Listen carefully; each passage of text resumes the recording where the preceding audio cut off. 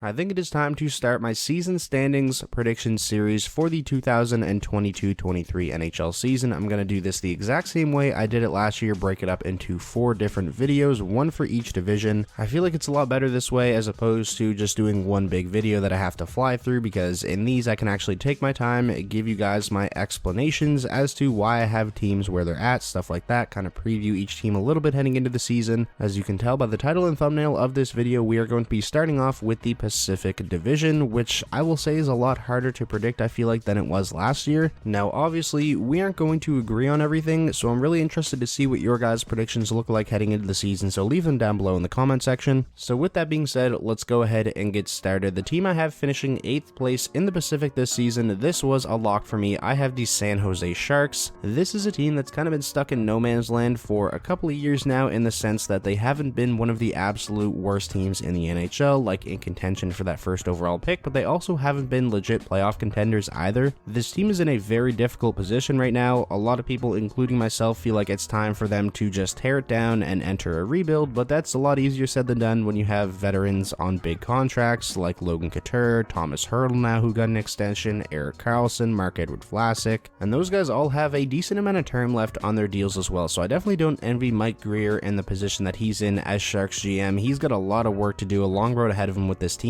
I really can't see the Sharks doing any damage this season, being anywhere close to playoff contention, so that's why I have them finishing 8th in the Pacific. I feel like top to bottom, they definitely have the worst roster in this division. Moving on now to number 7 in the Pacific Division, I'm going to go with the Seattle Kraken. Obviously, their inaugural season didn't go as planned. I feel like a lot of people, including myself, expected them to be better than they were. I don't really think anyone expected them to be one of the worst teams in the NHL, and they were very close to being the absolute worst. They only finished with 5 more points than Montreal. They definitely looked like an expansion team. I feel like our expectations for an expansion team coming into the league kind of got skewed a little bit from what happened with the Vegas Golden Knights in their inaugural season, but nonetheless, I do think the Seattle Kraken are going to be much better in their second season. I don't have them in playoff contention really just yet, but I definitely think we're going to see them take some strides. A couple of reasons why. Number one, and this is kind of the biggest thing, I don't think Philip Grubauer is going to be anywhere close to as bad as he was this past season. I think it's kind of impossible for him to play like that again, to be honest. And number two, without a doubt, they improved over the offseason in areas where they really needed to improve. They needed some help up front in terms of finishing ability, goal scoring ability, especially on the wing, so they went out and got the likes of Oliver Bjorkstrand from the Columbus Blue Jackets. I think that was a really underrated addition. They also signed Andrei Burakovsky as a UFA, both guys that are going to step into the top 6 and add another element that they didn't have last season. Matty Beniers is also going to make the team this season, be a full-time member, and most likely play a big role. If you watched my award predictions video, he was actually my pick for the Calder Trophy. So those 3 guys I just mentioned, Beniers, Bjorkstrand, and Burakovsky, those are 3 top 6 forwards that you're going to have this year that you didn't have last season. I feel like it only makes sense to expect this team to improve. On paper, the roster doesn't look that bad. I'm sure the chemistry is going to be a little bit better this season as well, so I'm expecting them to be a lot more watchable, a lot more exciting. So I have the Seattle Kraken finishing 7th in the Pacific. Next up, at the number 6 spot, I'm going with the Anaheim Ducks, so I have them moving up 1 spot from where they finished in the Pacific Division last season. I sort of get the feeling that they're going to have a year similar to the one that they just had, maybe be a little bit better. Can't see them being much worse. They were actually in the wild card hunt for a good chunk of this past season. Things kind of tailed off for them a little bit leading up to the trade deadline, which led to them selling off a lot of assets. But then this offseason, they kind of filled those gaps of players that they traded out at the deadline, signing the likes of John Klingberg to a 1-year deal. They brought in Ryan Strome, Frank Vatrano, even Dmitry Kulikov. I feel like can be a very good bottom pairing defenseman for Anaheim. I think there's the potential there that this team could surprise some people, maybe be a lot better than most expect and be in that wild card hunt. I feel like a lot of that though comes down to John Gibson. Can he get back to his elite form that we saw from him, back in 2016, 2017? And also I think a lot of it is going to come down to the young players and how much more they develop.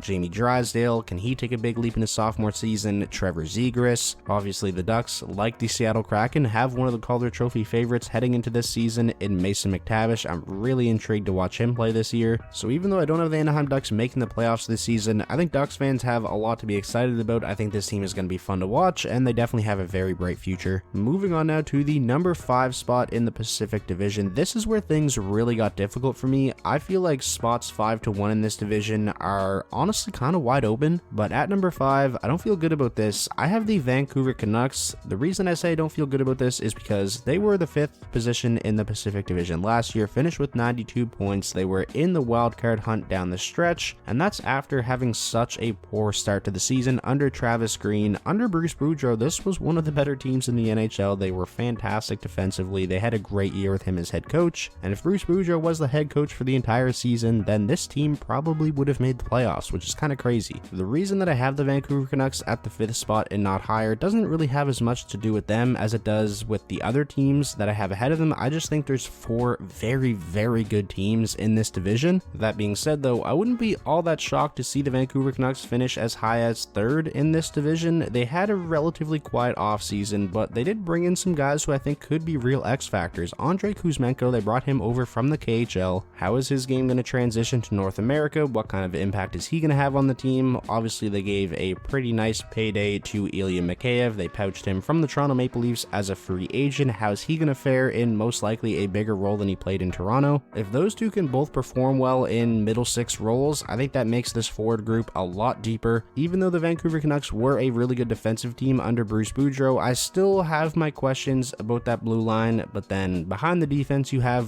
one of the better goaltenders in the league when he's on his game in Thatcher Demko. So again, I think this team definitely has the potential to make me look a little bit foolish here. But hey, I had to put somebody in that number 5 spot, and I decided to go with the Vancouver Canucks. Now getting into the top 4 spots in the Pacific Division. In 4th place, I'm going with the Vegas Golden Knights. Obviously, they had a very disappointing year this past season, missed the playoffs for the first time in their franchise's history, and I have seen a decent amount of people actually predicting Vegas to miss the playoffs again. I'm not going to do that. I think they're going to get in. I feel like last season was kind of an outlier. Even if they just stayed relatively healthy, I think they would have got in. Mark Stone, the guy I kind of view as the MVP for this team and their best forward, he missed a ton of last season. Alec Martinez, a really good top 4 defenseman, he didn't play much either. Obviously, they only had Jack Eichel for a small chunk of the year, and in the games Eichel played, he didn't really look like that superstar Jack Eichel we were used to seeing in Buffalo. A lot of things went wrong for Vegas this past season. I think they're going to bounce back. However, I am definitely a little bit concerned about their goaltending position. That is definitely the biggest question mark for this team heading into the season. If Vegas can even just get league average goaltending, whether their starter ends up being Logan Thompson, Laurent Brossoit, Aiden Hill, then I think they're going to be in really good shape. But the reason I have them at number 4, not higher, is because I'm not 100% confident in that happening. I think they could definitely have some goaltending problems this year. Getting into the top 3 now, finishing 3rd place in the Pacific, I have the Edmonton Oilers. Now, I know there's going to be a lot of people disagreeing with me on where I have them because, I mean, they finished 2nd in the Pacific last season, made it to the conference finals, and I think you can say they got better this offseason. But I'll say this again, it isn't really as much about the Oilers as it is another team that I think is going to leapfrog them this season, and we'll talk about them in a second. I'm definitely expecting the Oilers to have a really good season, though, comfortably make the playoffs, and of course, when you have 2 of the best players on the planet in McDavid and Draisaitl, you're going to be really fun to watch. One question I have, though, even though I like the signing of Jack Campbell, and I think he's an upgrade over the likes of Mike Smith and Koskinen, is what version of Jack Campbell are you going to get? Are you going to get the version of Jack Campbell that started this past season with the Maple Leafs, the first couple of months, or are you going to get the Jack Campbell from,